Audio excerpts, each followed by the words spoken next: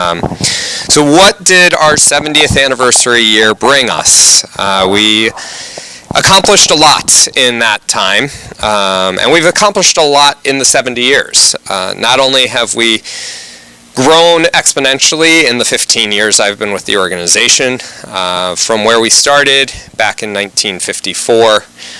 It has been amazing to see the growth. I think back at our founding, our founders would be amazed to hear that in 2024 we engaged people from 134 different countries, over 25,000 engagements in all of our programs, both in person and online, including 8,000 people from Rwanda alone, which has been pretty impressive, and we'll get to that in a minute. But we provided our communities with 81 programs, speakers programs, podcasts, diplomacy simulations, international visitor exchanges.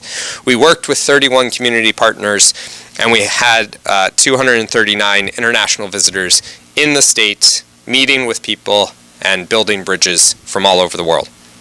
But the thing that I think I'm most proud of for last year is that we took a big leap of faith and started these diplomacy simulations after doing a lot of great work with Nick Watson and Gina Aubin at Bow, with their school, with our committee chairs, Carolyn Richmond and Carolyn Hullman, on figuring out how to best do this. Last year, we worked with over 600 students, and I'm happy to report that as of today, when Maheen was out at Portsmouth, squeezing in that last one before the end of the academic year, we've already worked with over 600 students this year alone, this calendar year alone.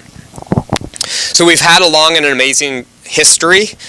We've held conversations with high-level speakers, the John Foster Dulles and Alan Dulles, Hubert Humphrey, more recently people like Defense Secretary Chuck Hagel, and in a few weeks, former Secretary of State Mike Pompeo will be coming to speak. I think we are also continuing to lead in innovating programming.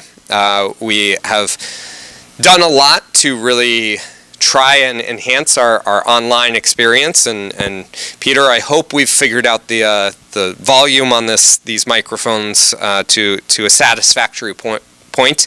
But bringing these diplomacy simulations, bringing our programs online, trying new ways to hold conversations and bring new communities in is something that I think we've really excelled at. And then expanding our reach through our online engagement. Again, 25,000 people engaged with our programs last year. So what are some of the key stories from last year? First and foremost, we had the amazing opportunity to host 5 members of Ukraine's parliament at a very critical time for that country. They met directly with over 175 people right here in New Hampshire, and again, expanded that out via the live streams of some of our programming with them. It reignited interest in the topic for many of our members. As Steve Maloney put it, as the war dragged on, I suspect, like many Americans, my interest and support has waned. You, the visitors, helped me better understand the resolve of the people and the need for further help. So for me, this was so great to hear, because I always worry about, are we just preaching to the choir? Are we just talking to people who already get it and understand it? And yes, that can be the case, but there's still great value in that, because there's so much going on in the world. People can forget. People can move on to the next major crisis.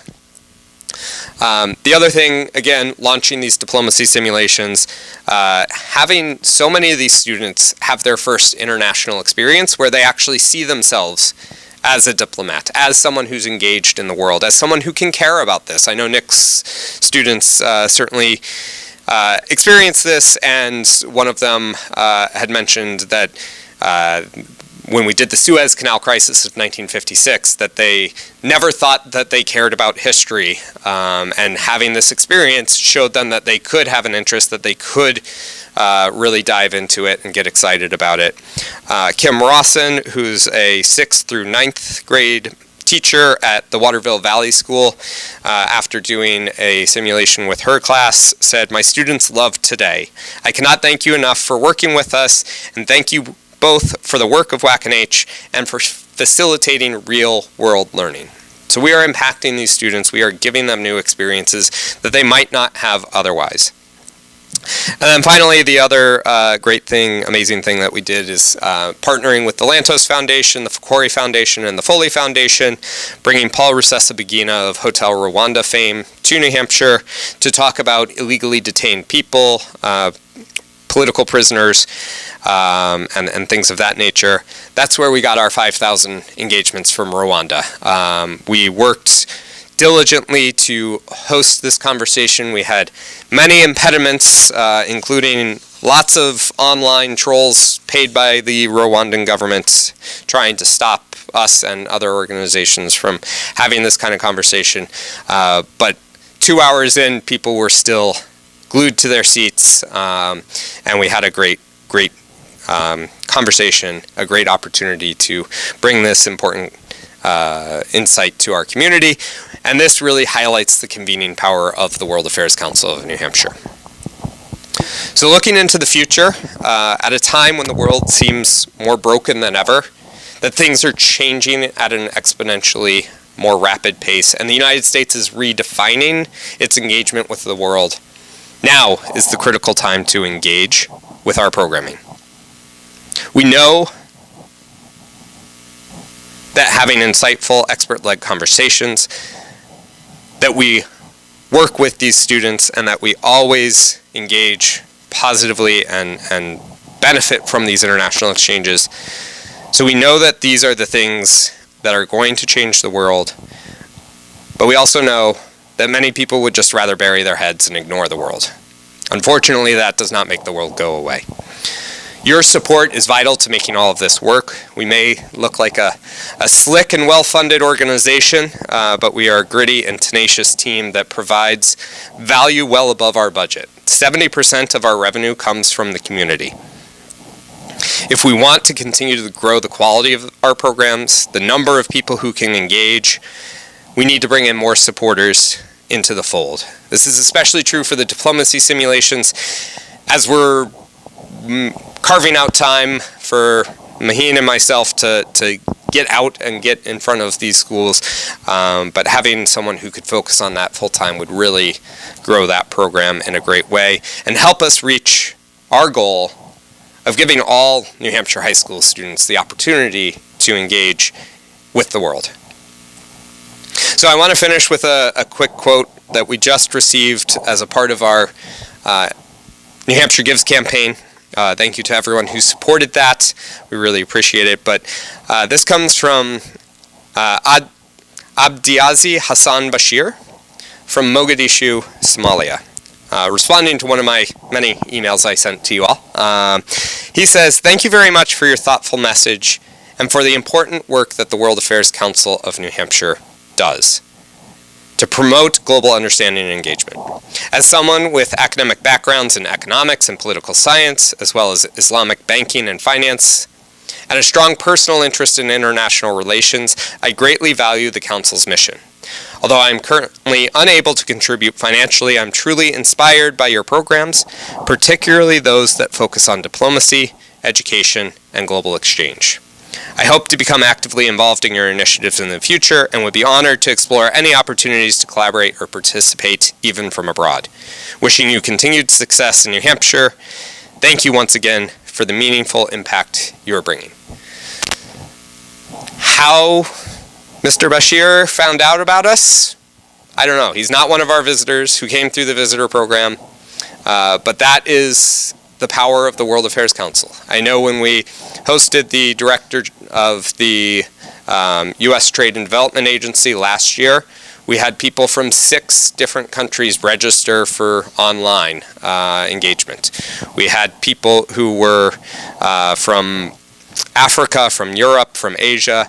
We are truly now a global organization, and it is because of the hard work and dedication of our staff, of our board, and of our community. So thank you to everyone for all that you do to make this programming possible, and I hope you enjoy the rest of the year as we work to bring together even more active, engaging programs for our community here in New Hampshire as well as around the world. So I'll turn it back to Davis, and we can wrap up and enjoy some food. We have one important task. Oh, we do, yes. Yeah. One more important task.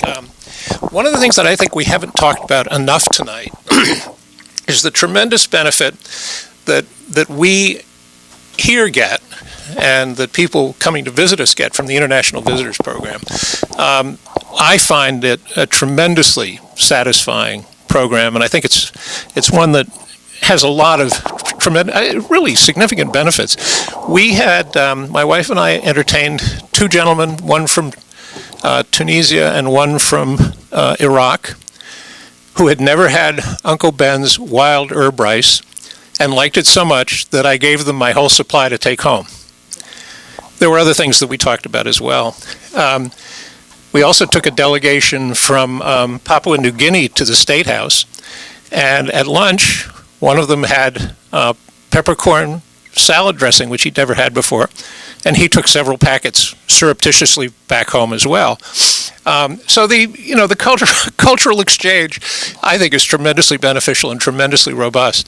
One of the dinners we hosted, I had a chance to talk to a young woman who was from Ukraine, and in the course of talking to her, I asked her if she considered herself to be Ukrainian or Russian, and she thought for quite a long time and then said, "I'm Russian."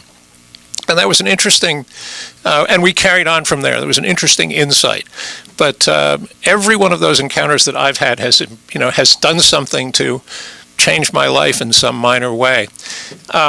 We all are aware of the benefit of the work that Anise puts in to the International Visitors Program. But perhaps a less visible contributor is the chairman of the committee of this board, who is tonight's recipient of the President's Award. And that's one of the highlights of my years, being able to give this award. I might be somewhat capricious, but I think Dave Schroeder's done a tremendous job. I'm very sorry he's not here to receive the award in person. We'll make sure that we make a big deal of it the next time we see him. But at any rate, I just want to recognize David's contribution over, I don't know how many years, certainly, several years before I got involved, and I think I've been here a long time at this point. But at any rate, it's my pleasure to announce that the annual President's Award is being given to David Schroeder, and in large part for his efforts with the International Visitors Leadership Program.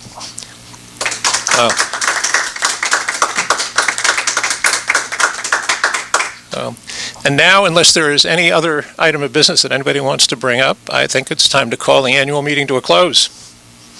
Do we have a motion? Second? Okay, Nick seconds. Steve, you made the motion? Great. All in favor? And opposed? The ayes have it. Thank you very much. Thanks for coming, everybody. And thank you for those at home.